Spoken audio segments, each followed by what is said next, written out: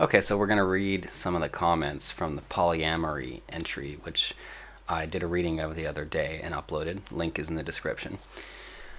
So Farrell1404 comments, that purposefully emplaced statue of Alice off to the right looking down on these genetic losers is totally priceless. I wonder if someone was being intentionally ironic or dubiously humorous. Through the looking glass indeed. Commenter Danger says, we have already reached the polyamorous society. Women having children with the bad boy when they are younger and then marrying the beta provider. What bodes even worse for society is that the women do not even have to marry the provider. Our taxes take care of that for her. The state has created a polyamorous society, all run on the platform of do it for the children. NYC Bachelor says, the end result of polyamory and polygamy seem the same. Fewer men fucking multiple women and bearing their offspring. There are subtle differences between the two systems that make all the difference in the world, however. Polygamy is a masculine system.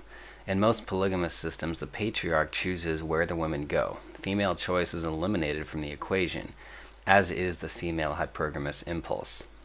In this system, there are disproportionate rewards for certain males, true, but at its base, it relies on male cooperation and beta traits like family, reasonable paternal certainty, and organization of society in a hierarchical structure.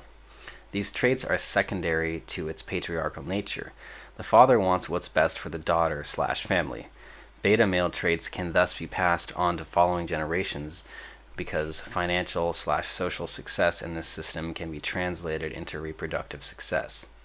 In sharp contrast, polyamory is based entirely on female choice. Free love means female choice to follow the hypergamous gina tingle into a different alpha's arms whenever and wherever the tingle strikes.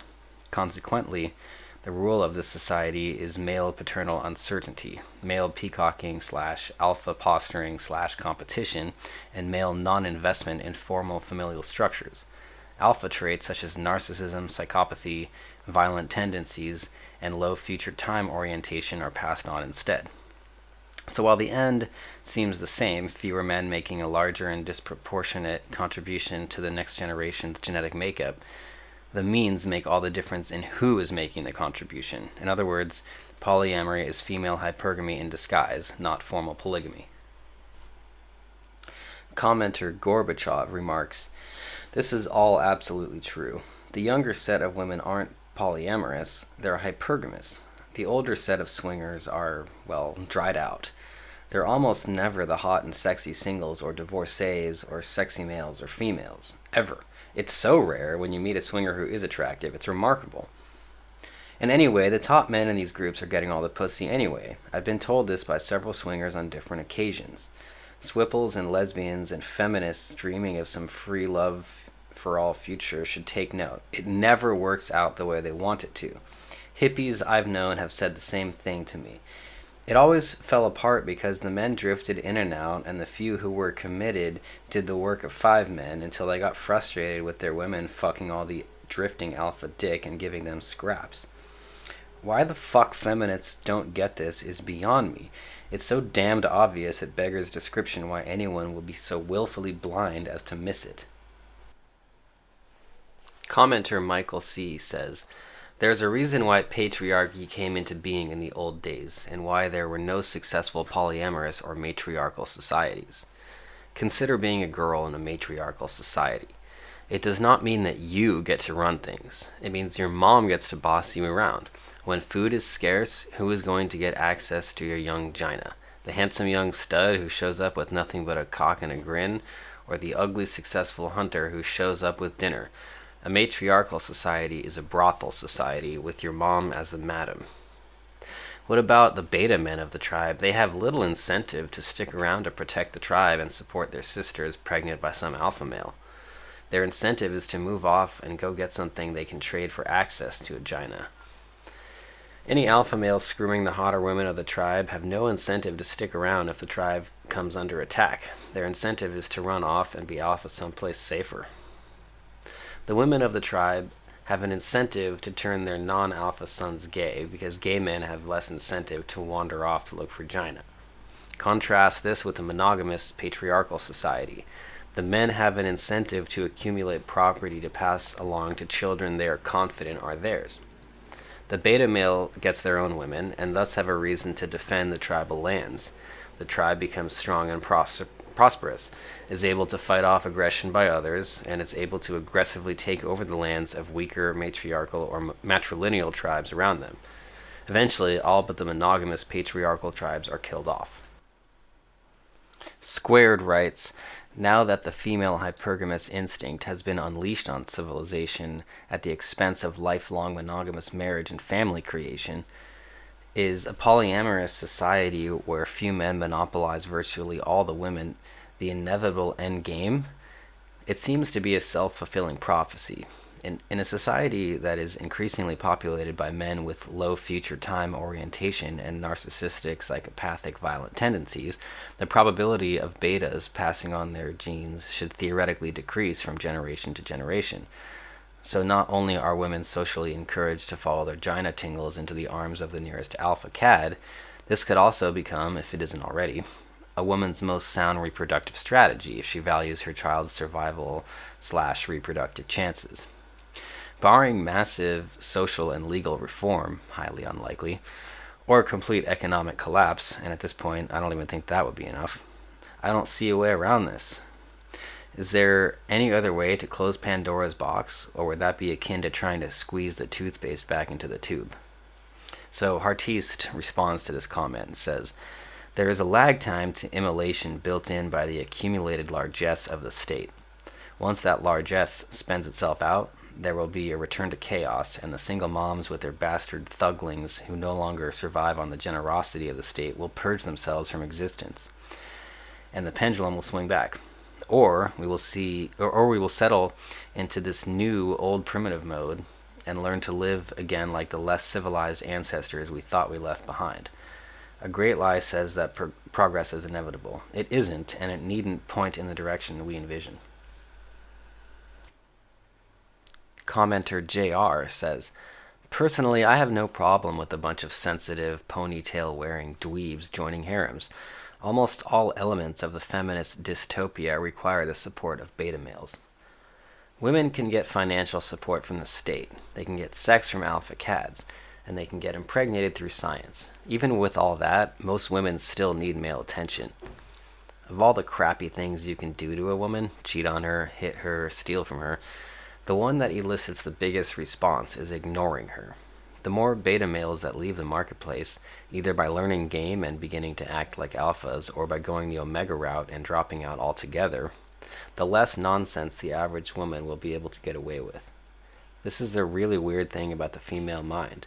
With an abundance of men, women are at their flakiest. They buzz around from beta supplicant to beta supplicant like bees gathering pollen in a field of flowers. Once the population of men starts shrinking, however, women start to behave much differently. This is despite the fact they wouldn't have given most of these men the time of day in the first place. So Whiskey chimes in and says, a great deal of this is anti-racism. White beta guys are identified as nascent Klan or Nazi party members, so every ounce of testosterone and dominance is wrung out of them in the modern professional workplace. Meanwhile, they're at the bottom of the status totem pole. What would have engendered a punch in the nose 50 years ago is now a complaint to HR, which results in sensitivity training for the beta white guy. White professional urban women do hate beta males who do adapt to the workplace to be cooperative, supporting, non-confrontational, which is what it takes to get ahead in the modern cube farm to corporate office. Corporate swashbucklers are rare, and mostly entrepreneurs who got big. Steve Jobs, Larry Ellison, most are nerdy, quiet, and steady types. But the system of polygamy is breaking down under resource constraints. We are now entering what Ed Driscoll calls a rendezvous with scarcity, where there just won't be enough money floating around and some will be chucked off the lifeboats. Polygamy is ill-suited to sudden resource constraints, pressure from other competitors, because it does not stimulate wide, deep sacrifice and manpower mobilization, where every guy has not just skills but motivation and cooperation, be he a guy on the front lines or a mechanic keeping planes flying. So commenter JR replies to Whiskey's comment, saying, I don't buy this. Women may hate beta males who continually overstep their bounds, but really they just get dismissed as creepy. Women tend to feel about beta males the way men feel about sluts. They don't get a lot of respect, but they're nice to have around.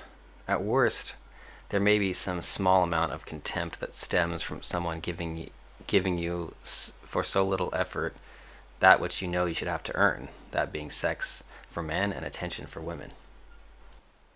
Squared replies to JR's comment, saying, this doesn't make any sense. Why would men, the majority of which who are beta and lower by definition, have contempt for sluts who give it up more easily and who play an active role in driving down the price of sex?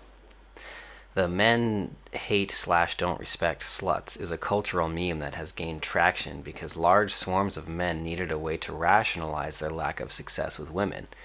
Beta male contempt for sluts, meaning I'm completely invisible to these hot bitches, but it doesn't matter because I don't like sluts anyway, is completely different from the contempt females have for creepy betas who overstep their boundaries, as it were, and don't know their place.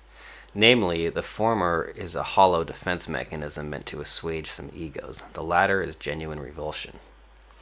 In a superficial sense, you are correct. Sluts are actively disparaged by men, but only because these sluts are willing participants in the alpha male oligarchy's harem.